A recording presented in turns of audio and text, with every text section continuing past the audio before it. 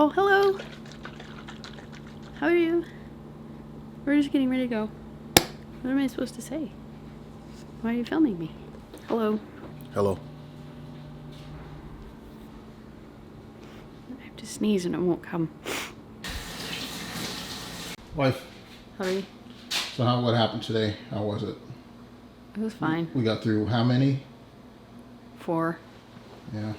So that's 24 gallons. Mm-hmm. Yeah. 24 gallons. Mm-hmm. Got the cherry limeade done. Blueberry lemonade finished. 2 blueberry lemonades. 2. Our 2 most popular flavors are the blueberry lemonade and the blueberry ginger. Like, by far. Cherry limeade is starting to creep up there, but I think that's more of like a summertime popularity. But yeah, the blueberry ginger is definitely number 1. Number 2 is blueberry lemonade. So we're going to get the labels for these in about 3 weeks. And then this will be ready for another batch in about 3 weeks. So we have 7 flavors and 8 crocks. So that's just the math. We had 1 extra crock. So we can just do that. Whatever I just said.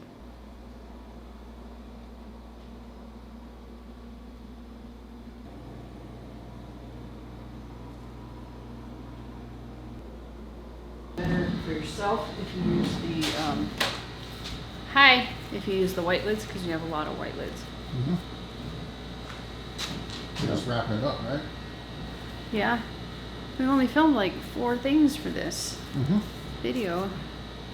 It's not gonna be a great It's sort of video. hard to record stuff when you're busy all the I know. time. See, nobody can understand that. Like, if you're in here, understand. because it's like you have to stop everything that you're doing because the camera is obviously not a sanitary thing. So you have to change your gloves, wash your hands, do all of this stuff just to hit a little record button. So it's really hard to remember to do it. That's why I end up doing a lot of the time lapse things because then like I don't have to stop what I'm doing, and it's just it's very hard because it's like you want to make sure that you're obviously staying sanitary and changing all of these things out, but you know, so it's hard to bring people along for the Yeah, videos. we got this right here done.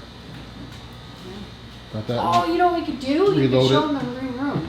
new room before it's cleaned up. Yeah. He literally just put the door on like 2 hours ago, so we haven't had a chance to clean up in there. And it's still a construction zone, but Let's follow along. Looks like an alien experiment, doesn't it? a little bit. It's a delicious alien. Alien experiment. Here's the new door. Just got put on. Pretty cool. Got the drywall up. Still got do a little bit out here. 73 in here. Oh, so Here it is. excited. Heater's Drywall working. room is in the process. More drywall.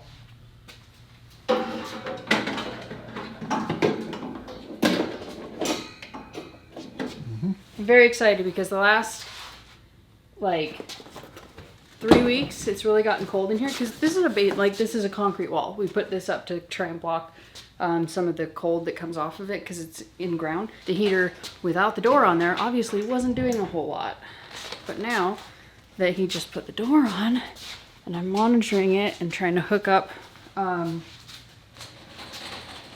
like we can keep this at least in the moment. We can keep this as warm as we need in here.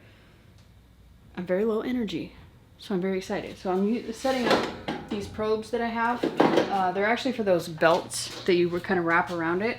You can use it for anything, but it's a temperature controller. You plug in whatever you want to monitor the temperature, whether it be cooling or heating. We're just going to use the heating. So when this thing hits 75, it's going to turn off the heater. So it's like a thermostat, basically. It gets hooked up to these. This is a probe, and it'll say what the temperature is.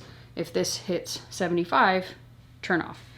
And I want to make sure that both sides are equally accounted for. So I'm going to daisy chain it, and that's what I was just doing just now. Because I decided I don't like these in my kombuchas, like in the bottles, like how they're intended.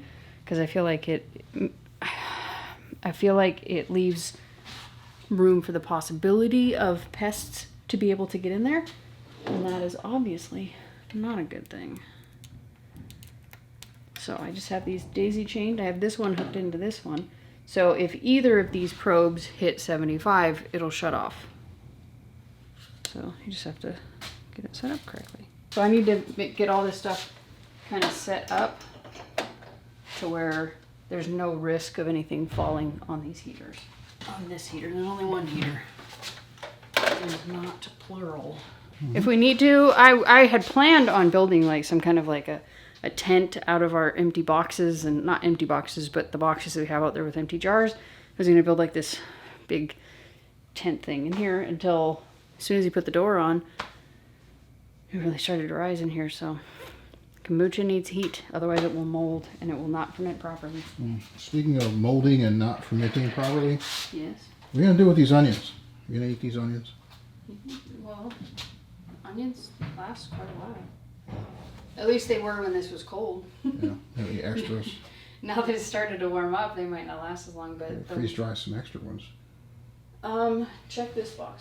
That's older. These. And Organic. Are you sure? Can I have some of these? Oh my God. I don't see us processing any for a good 2 to 3 weeks, so honestly we're not. See that, they just go in the Alright, they're going in the cube freeze dryer. Putting it in there. Putting it in onions in there. Yes, You know what I'm gonna do? What are you gonna do? I want to try the red onions. I'm gonna do that. For what? Because I really want to do fermented red onions because everybody says it's so good. And the one time I tried it, it was disgusting. It wasn't disgusting. It just, when you ferment the onions, it takes out all of its like really strong, not astringent, but you know, the spiciness of the onion. I love the spiciness of the onion, so it just tastes it bland.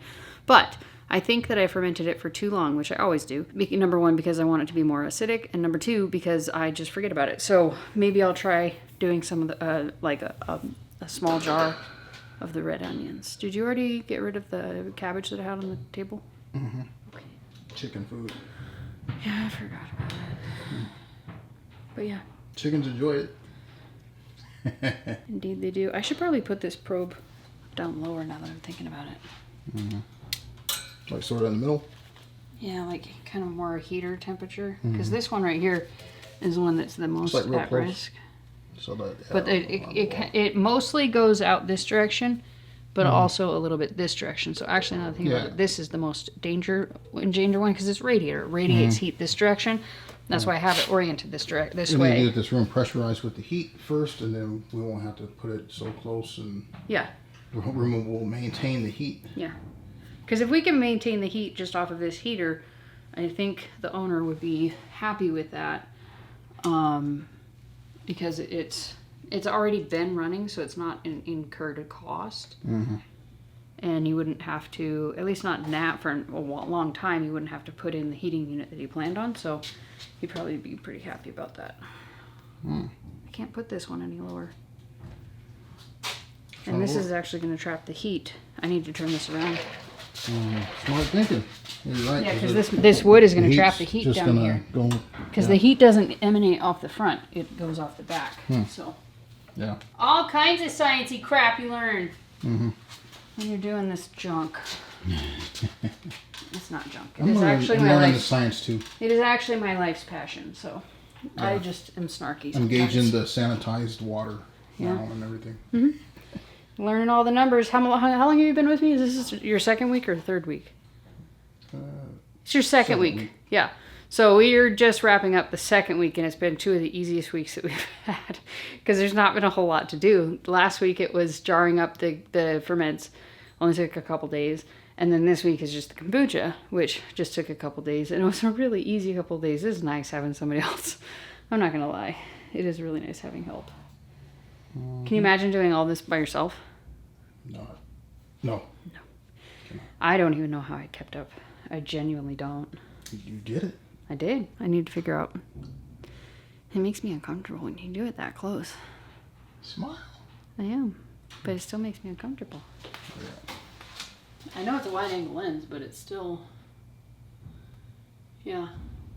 See, this size says 73.6. This size says 72.5. That's a good temperature gauge. Yeah. Just keeping track. Yeah. So that's why Daisy chained it. So if either side triggers it, because if we're not going to be here, I can't risk these overheating. I would rather they underheat than overheat while we're not here, because I can always monitor it later and fix it. But if these overheat, they die. And then we're screwed. Yeah. Big time. So I'll take, how long will it take to get some more Scoby cultures in?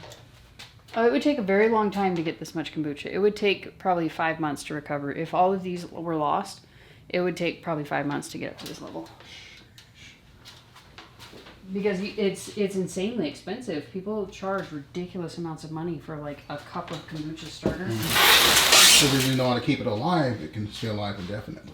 Oh, absolutely. I mean, everything that we have That's right. existing on this planet has been alive for thousands of years in line. Because, I mean, that's just how it works. There's no spontaneously induced or spontaneously created kombucha cultures. They're all pre-existing. You know, I actually read something that said that it is most likely believed that kombucha came from a cup of sweet tea that somebody left out and a fly laid an egg in it. Ooh. It's just a belief, but I still think it's kind of weird to think about. It makes me want to experiment, like just leave a cup of really sweet tea out, and when they're during fly season, and see if it grows a Scoby. It probably would. It would in here probably, because the cultures are around and in the air. It would be more likely here. Not very likely at home, because we don't brew kombucha at home anymore. At least not for now. Maybe once I have more time and have the ability to do more experiments. I'm just trying to get the probes in the right spots. Makes me nervous to leave. I'm starting to sweat. It's not even 70. According to this, I think this thing's very wrong. 72.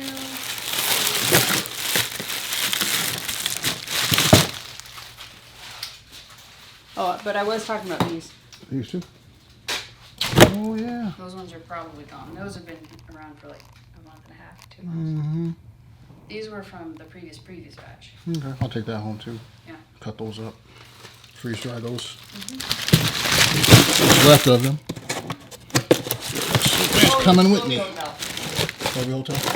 Yeah. Oh yeah, that sounds to go. This is what happens. You really want to make sure you tend your Scoby Hotel. I want to say at least every 6 months. This, while it does make it look like it is 4 months old, it is 1 year and 4 months old. Mm-hmm. It was originally full. It just made it. I had this when I was at our previous when we were doing it at home, and it came with me, and I just never ended up doing anything with it. I kept it just in case. And what is that? May, June, July, August, September, October, November. So this is 1.5 years old. It eventually molds. Very strong, but it molds.